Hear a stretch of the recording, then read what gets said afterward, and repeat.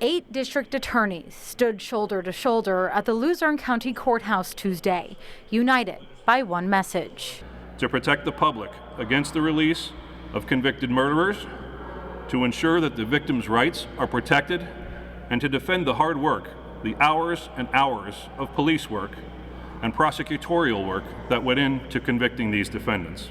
They say a recent Pennsylvania Supreme Court ruling could force victims to relive some of the most difficult days of their lives. The case is Commonwealth versus Lee, the high state court ruling back in March that mandatory life sentences without parole for second-degree felony murder are unconstitutional.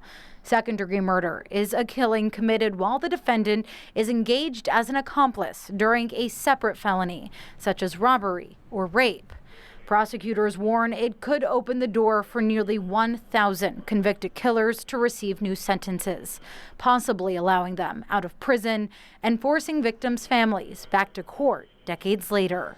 It's absolutely horrific. It's horrific. We're re-traumatized, reliving the nightmare. For Melanie Kochis-Bartusik, those fears are deeply personal. Her brother Brian was stabbed 28 times in a home invasion in the Back Mountain nearly 20 years ago in 2007. After this decision, an accomplice to her brother's murder could be resentenced. It terrifies me because when this first happened, I had nightmares for years. I thought they were coming after me. I still get worried that somebody's coming after me. 8 years ago, Fred Boot was stabbed to death in his home in Wilkes-Barre when his ex-girlfriend's daughter broke in with her boyfriend, who stabbed and killed Boot. His daughter Brittany continuing to fight for justice 8 years later. I am who I am because of him today, and I have been able to heal and stay strong and be in this mentally powerful position because of how he raised me. To address those concerns, the state Senate recently passed a bill that would enact new sentencing guidelines based on culpability. Senator Lisa Baker now urging the House to act before the deadline on Friday. I want to say I stand with victims, and I urge the House and all of us to come together to enact a fair, reasonable, and appropriate sentence for felony second-degree murder.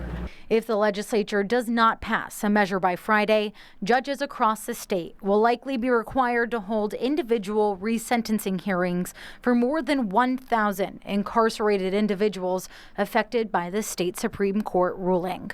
Melissa Steininger, Newswatch 16, Luzerne County. Advocates across the country echoing those calls for Pennsylvania's lawmakers to act. The Sentencing Project advocates for humane responses to crime that minimize imprisonment. The group sent us this statement saying in part, quote, "The legislature's failure to act is a missed opportunity to advance justice and end mandatory life without parole and other extreme sentences for felony murder. Pennsylvania lawmakers must enact measures that ensure individualized, proportional sentencing, meaningful review, and opportunities for earned release."